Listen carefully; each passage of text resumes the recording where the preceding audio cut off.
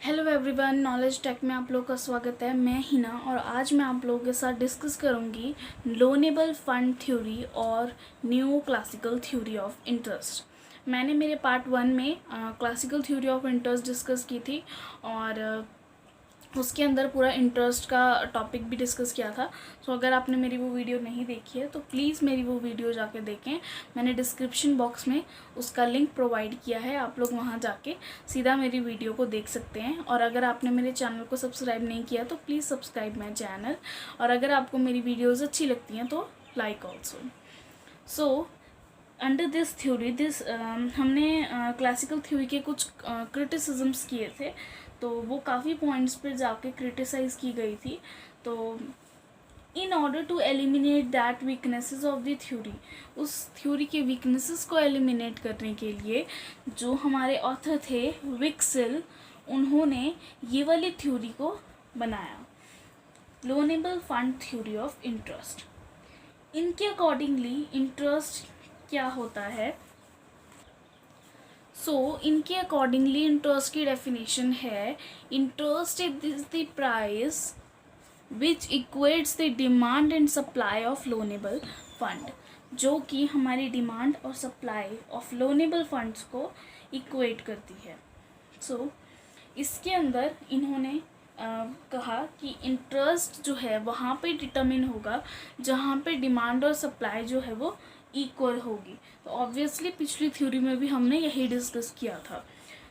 मैंने बोला था हर थ्योरी की कुछ अजम्पशंस हैं, तो इन्होंने भी कुछ अजम्पशंस ली थी कि this theory is based on the 2 factors.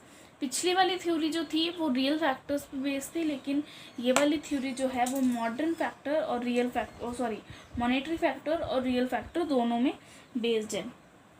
There is full employment in the economy, इन्होंने भी यही अजम्पशन ली थी कि इकॉनमी में फुल एम्प्लॉयमेंट होगी और perfect competition in the market, no change in the income, और this theory operates in the long run. इन्होंने भी मोस्टली वही सारी की सारी अजम्पशंस ली थी। इन्होंने भी बोला कि डिमांड और सप्लाई इक्वल होगा तभी हमारी वो हो सकती है, रेट ऑफ इंटरेस्ट डिटरमिन हो सकता है। तो लेट्स स्टार्ट। सबसे पहले हम डिमांड फॉर लोनेबल फंड पढ़ते हैं कि डिमांड फॉर लोनेबल फंड क्या है। अगर आपको कन्फ्यूजन हो रही है कि लोनेबल फंड्स क्या होते हैं, तो जो हम लोन लेते हैं, जहाँ कहाँ से हमें लोन मिल सकता है या हम कहाँ से पैसा अरेंज करते हैं, कौन से हमारे सोर्सेज हैं, उसको हम लोनेबल फंड्स बोलते हैं। तो लेट्स स्टार्ट। सबसे पहले हम डिमांड फॉर लोनेबल फंड पढ़ते हैं। अब हम पढ़ते हैं डिमांड फॉर लोनेबल फंड्स, कि जितने भी हमारी लोनेबल फंड्स हैं उनकी हम कहाँ से कैसे डिमांड कर सकते हैं। सबसे पहले तो बिजनेसमैन जो हैं वो लोन लेते हैं किन चीज़ों के लिए, किन पर्पसेस के लिए लेते हैं? इन्वेस्टमेंट, कंजम्पशन या फिर होर्डिंग के पर्पस से। इसको आप कैसे याद कर सकते हैं?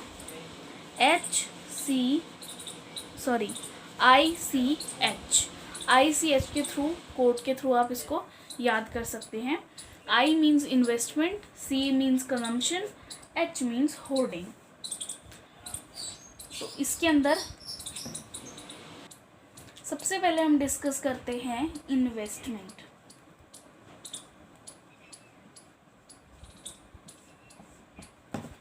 इन्वेस्टमेंट क्या होती है? Demand of loanable fund is for investment, कि हम इन्वेस्टमेंट के लिए लोनेबल फंड्स की डिमांड करते हैं। It is the main source, ये हमारे एक तरह से मेन सोर्स है। अब हम क्या करते हैं, देखिए, अगर आपका रेट ऑफ इंटरेस्ट कम है तो ही आप डिमांड फॉर इन्वेस्टमेंट, मैंने इस तरीके का कोड लिखा है, demand for investment I increase करोगे। क्यों? रेट ऑफ इंटरेस्ट कम है, अभी आप जल्दी डिमांड इन्वेस्टमेंट की डिमांड कर दीजिए, ठीक है। और रेट ऑफ इंटरेस्ट जैसे ही ज़्यादा हो जाएगा, डिमांड फॉर इन्वेस्टमेंट कम हो जाएगी। क्यों? क्योंकि रेट ऑफ इंटरेस्ट आपको ज़्यादा पे करना पड़ रहा है, इस वजह से आप इन्वेस्टमेंट में पैसा जो है वो कम लगाओगे। देयर इज़ नेगेटिव रिलेशन, या फिर आप बोल सकते हो inverse relationship between demand and rate of interest.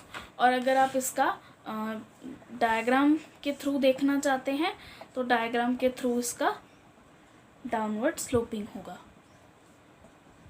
यहाँ पे हमारी इन्वेस्टमेंट आ गई, यहाँ पे हमारा रेट ऑफ इंटरेस्ट आ गया। आई होप क्लियर हो गया होगा। सेकेंड पॉइंट है हमारा कंजम्पशन, कि when consumption expenditure exceeds money, ठीक है, जब हमारा कंजम्पशन एक्सपेंडिचर एक्सीड कर जाता है हमारी मनी को या फिर हमारी बोरो मनी को, तो प्राइवेट और हाउस होल्ड जो हैं वो डिमांड करना शुरू कर देते हैं लोनेबल फंड्स का। मतलब कि उनको अपनी कंजम्पशन करने के लिए भी लोन लेना पड़ सकता है। अगर उनके पास पैसा ख़त्म हो जाए या उनकी सेविंग्स ख़त्म हो जाए तो वो लोग भी लोनेबल फंड्स की डिमांड करते हैं। अब रेट ऑफ इंटरेस्ट अगर ज़्यादा होगा तो वो demand for consumption purpose decrease कर देंगे। क्यों? क्योंकि कंजम्पशन पर्पस के लिए अगर उनको इतना ज़्यादा रेट ऑफ इंटरेस्ट देना पड़ रहा है तो वो नहीं करेंगे डिमांड। अगर रेट ऑफ इंटरेस्ट कम है तो वो डिमांड कर सकते हैं कंजम्पशन पर्पस के लिए। क्यों? क्योंकि उनको रेट ऑफ इंटरेस्ट कम देना पड़ रहा है और उनका फ़ायदा है। तो इस केस में भी हमारा same to same inverse relationship है और डायग्राम भी हमारा डाउनवर्ड स्लोपिंग बनेगा। यहाँ पे हमारी कंजम्पशन आ गई, डिमांड फॉर कंजम्पशन, यहाँ पे हमारा रेट ऑफ इंटरेस्ट आ गया। थर्ड हमारा है होर्डिंग। होर्डिंग आई थिंक आप लोगों ने सुना भी होगा, कई लोगों के दिमाग में आ रहा होगा होर्डिंग का मतलब जो वो बड़े बड़े होर्डिंग्स लगे होते हैं हमारे, वो होर्डिंग यहाँ पे नहीं है, ठीक है। होर्डिंग का मतलब होता है कुछ पैसा बचा कर रखना, means where and when people prefer to keep their money as saving in idle cash balance. Means लोगों को पसंद होता है कि वो अपने पास एक आइडल कैश रखें, मतलब मीन्स कैश रखें वो लोग अपने पास, उनको पसंद है। उनको ये लगेगा कि अगर हमारे पास कैश है तो हमारे पास पैसा है, ठीक है। कई लोगों को होता है कि वो इन्वेस्टमेंट करके अपना पैसा बचा ले, कई लोगों को होता है कि वो आइडल कैश रखे अपने पास एज सेविंग, ठीक है। तो अगर आपका रेट ऑफ इंटरेस्ट कम होगा तो वो इस चीज़ की डिमांड इंक्रीज़ करेंगे, ठीक है, डिमांड फॉर होर्डिंग। और अगर आपका रेट ऑफ इंटरेस्ट ज़्यादा होगा तो वो अपने पास पैसा भी कम ही रखेंगे। क्यों भाई? रेट ऑफ इंटरेस्ट ज़्यादा है, उनको अगर वो इन्वेस्टमेंट करेंगे उनको पैसा वापस ज़्यादा मिलेगा, इंटरेस्ट ज़्यादा मिलेगा, तो वो अपने पास होर्डिंग में भी कम पैसा रखेंगे, ठीक है। और इधर भी हमारा same to same inverse relationship है। और अगर आप इसका डायग्राम देखें तो इसका डायग्राम है रेट ऑफ इंटरेस्ट यहाँ पे, होर्डिंग हमारी यहाँ पे, और डाउनवर्ड स्लोपिंग DH। तो ये था हमारा डिमांड फॉर लोनेबल फंड, कि अगर कोई बिजनेसमैन डिमांड करेगा लोनेबल फंड की तो इस तरीके से डिमांड करेगा। अब हम पढ़ते हैं सप्लाई फॉर लोनेबल फंड, कि वो सप्लाई करेगा तो किस तरीके से क्या करेगा। अब हम पढ़ते हैं डिमांड फॉर लोनेबल फंड, कि वो लोनेबल फंड्स की सप्लाई क्यों करेगा। डिमांड तो हमने पढ़ लिया कि वो इन्वेस्टमेंट के लिए कर सकता है या फिर कंजम्पशन के लिए कर सकता है या होर्डिंग करने के लिए कर सकता है, लेकिन सप्लाई क्यों करेगा। इसके लिए भी हमने एक कोड बनाया है, BD स्क्वायर या SBD स्क्वायर कर लीजिए या BD स्क्वायर S कर लीजिए, चाहे SD स्क्वायर B कर लीजिए, जैसे आपको लर्न करना इजी पड़ता है आप इसको वैसे लिख सकते हैं, ठीक है। तो सप्लाई क्यों करेगा वो लोनेबल फंड्स की? सबसे पहले सेविंग्स करने के लिए। ज़्यादातर जो लोग हैं वो सेविंग के फॉन्ड होते हैं, उनको ये होता है हम जितनी ज़्यादा सेविंग करेंगे हमारे बहुत फ़ायदा है। तो saving is the main source of supply of loanable funds. क्यों? क्योंकि कुछ लोगों को सेविंग करना बहुत पसंद है। सेविंग क्या कौन कौन कर सकता है? बिजनेस सेक्टर कर सकता है हमारा, हाउस होल्ड कर सकता है, गवर्नमेंट सेक्टर कर सकता है, तो उसके लिए वो लोनेबल फंड्स के लिए सप्लाई कर देगा। क्योंकि अगर हमारा हाउस होल्ड है तो वो किस लिए करेगा, सेविंग क्यों करेगा?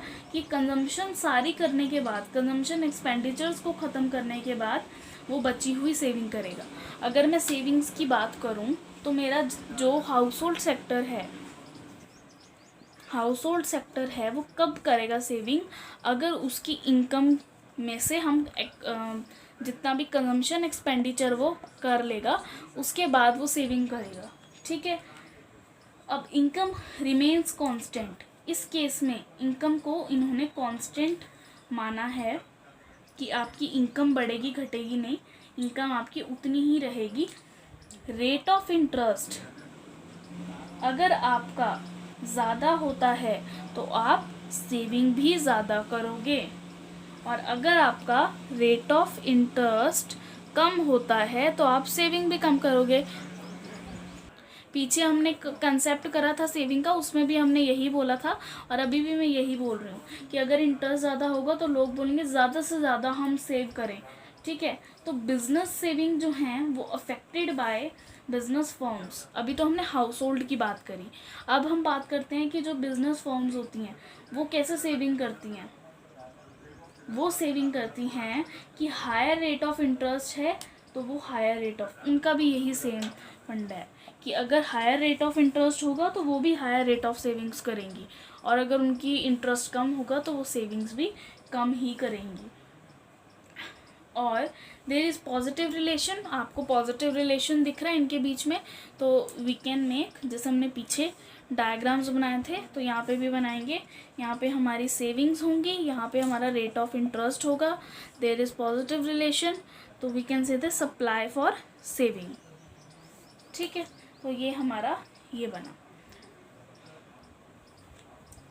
नेक्स्ट है बैंक क्रेडिट। एस हो गया सेविंग, बी से बैंक क्रेडिट।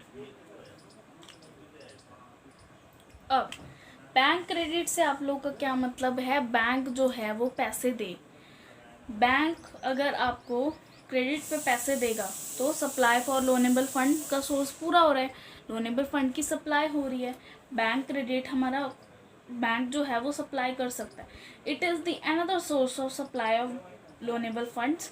सेविंग के थ्रू तो हम कर ही सकते हैं, बैंक क्रेडिट के थ्रू भी हम सप्लाई कर सकते हैं कि अगर हमारा रेट ऑफ इंटरेस्ट जो है वो ज़्यादा होगा तो जो बैंक्स हैं वो ज़्यादा क्रेडिट पे देंगे। अगर हमारा रेट ऑफ इंटरेस्ट जो है वो हाई होगा तो बैंक जो है वो क्रेडिट पे ज़्यादा देगा, और अगर रेट ऑफ इंटरेस्ट लो होगा तो वो बैंक क्रेडिट जो है वो कम ही देगा। रीज़न बीइंग, अगर उनको पैसा ज़्यादा मिलेगा ना, अगर हम बैंक से ज़्यादा रेट पे उधार लेंगे तो हमें उसको ज़्यादा रेट ऑफ इंटरेस्ट पे करना पड़ेगा, दैट इज़ वाई बैंक जो है वो क्रेडिट भी ज़्यादा देगा। तो there is positive relationship between, तो इसके बीच में पॉजिटिव रिलेशन है, तो इसका भी हमारा कुछ इसी तरीके से डायग्राम बनेगा। सप्लाई फॉर बैंक क्रेडिट, यहाँ पे हमारा बैंक क्रेडिट आ गया, यहाँ पे हमारा रेट ऑफ इंटरेस्ट आ गया। ठीक है।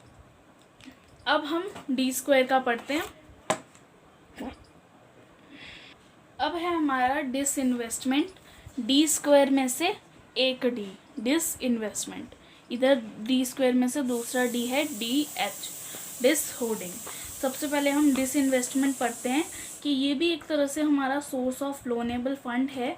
It is refers to non replacement of depreciated machine, मतलब कि जो हमारी हम एनुअल डेप्रिसिएशन इकट्ठी करके रखते हैं साल भर की प्रोविज़न फॉर डेप्रिसिएशन अकाउंट में, उस पैसे को हम एज अ लोन मार्केट में दे सकते हैं।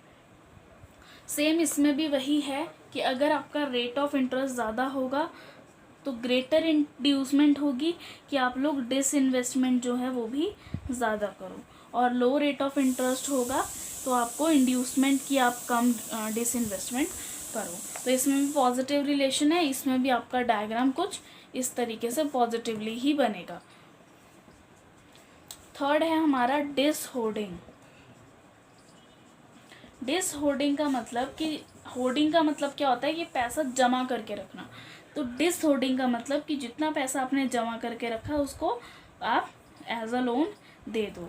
तो अगर रेट ऑफ इंटरेस्ट हाई होगा तो लोग दे देंगे अपने पैसे को, डिस होल्डिंग कर देंगे, और अगर आप लोगों का रेट ऑफ इंटरेस्ट कम होगा तो लोग क्या करेंगे, they will keep their money own, उनके पास वो अपने पैसे वापस ही रख लेंगे, लोन पे नहीं देंगे। और there is also a positive relationship between dishoarding and rate of interest. तो ये हमने पढ़ा कि डिमांड फॉर लोनेबल फंड और सप्लाई फॉर लोनेबल फंड कब और किस तरीके से होती है, किस किस सोर्सेज से होती है। अब हम पढ़ते हैं कि डिटर्मिनेशन ऑफ इंटरेस्ट किस तरीके से होता है। अब हम करेंगे कि डिटर्मिनेशन ऑफ इंटरेस्ट किस तरीके से होगा। अब हमने ये पढ़ा था कि demand for loanable fund is equals to supply of loanable fund होगा, तो हमारी इंटरेस्ट की डिटर्मिनेशन होगी। तो डिमांड फॉर लोनेबल फंड कब किस किस उसमें होती है, या तो इन्वेस्टमेंट के लिए करते हैं, या तो कंजम्पशन के लिए करते हैं, या तो होर्डिंग के लिए करते हैं। एम आई राइट? यही पढ़ा था हमने। सेविंग्स हम सप्लाई हम किस लिए करते हैं, सेविंग्स हो तब हम सप्लाई करते हैं। बैंक क्रेडिट अगर देना चाहता है तो बैंक क्रेडिट भी एक तरह से सप्लाई का सोर्स है। डिस इन्वेस्टमेंट भी सोर्स है और डिस होर्डिंग भी एक तरह से सोर्स है। अब हम देख सकते हैं यहाँ पर और यहाँ पर हमारे पास लाइक टर्म्स हैं। इन्वेस्टमेंट डिस इन्वेस्टमेंट मीन्स आपने इन्वेस्टमेंट करी, उसके बाद उसको डिस इन्वेस्टमेंट कर दिया।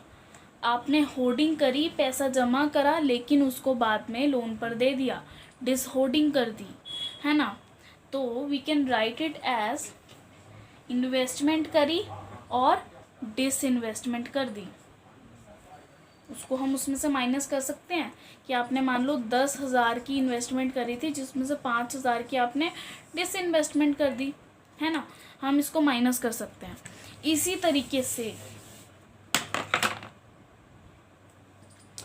तरीके से हमने होर्डिंग करी और उसके बाद हमने डिस होर्डिंग कर दी, उतना ही पैसा हमने आगे लोन पर दे दिया। इक्वल्स टू, ये तो मेरा है बैंक नॉर्मल है, ठीक है। और उसके बाद मैंने जितनी सेविंग करी उसकी मैंने आधी कंजम्पशन कर ली, ठीक है। तो जो मिलते जुलते हैं उनका साथ मैंने सारा का सारा नेट बैलेंसेस निकाल दिया। तो यहाँ पर हमारे पास आ जाएगी नेट इन्वेस्टमेंट, नेट होर्डिंग,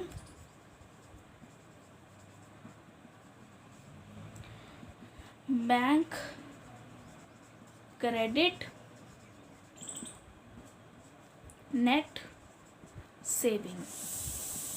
ये हमारा एक तरह से पूरा फॉर्मूला बना है, ठीक है। और इस चीज़ को आपको इस थ्योरी के अंदर मेंशन करना इम्पॉर्टेंट है।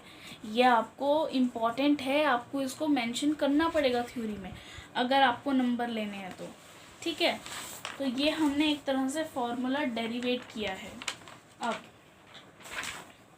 हमारा इसको ग्राफ के थ्रू एक्सप्लेन करना है, ठीक है। ग्राफ के थ्रू हम एक्सप्लेन करेंगे, जो मुझे मेथड बहुत इजी लगता है उसी थ्रू मैं आपको एक्सप्लेन करूँगी, ताकि आप लोग भी उसी को फॉलो करें, आपको इजी लगेगा। ये मैंने एक ग्राफ बनाया, मैं काफ़ी बड़ा बना रही हूँ तो आपको अच्छे से क्लियर होगा।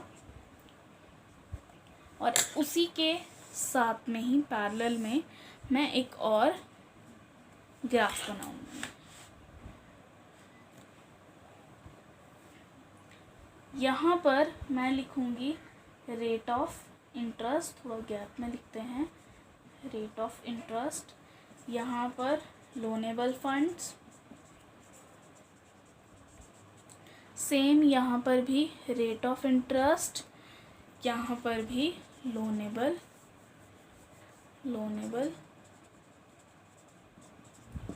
फंड्स।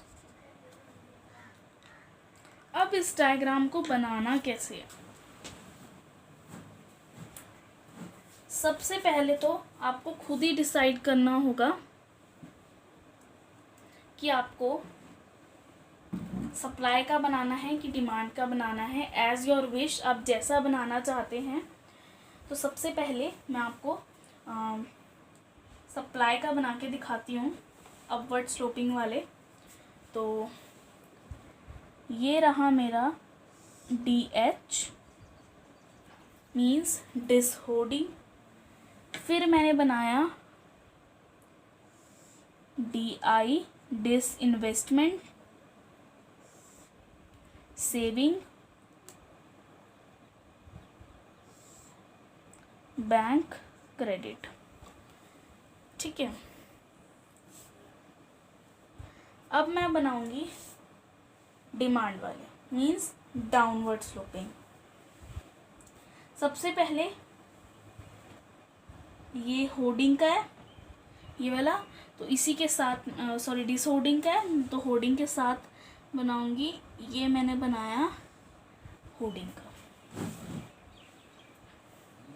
H।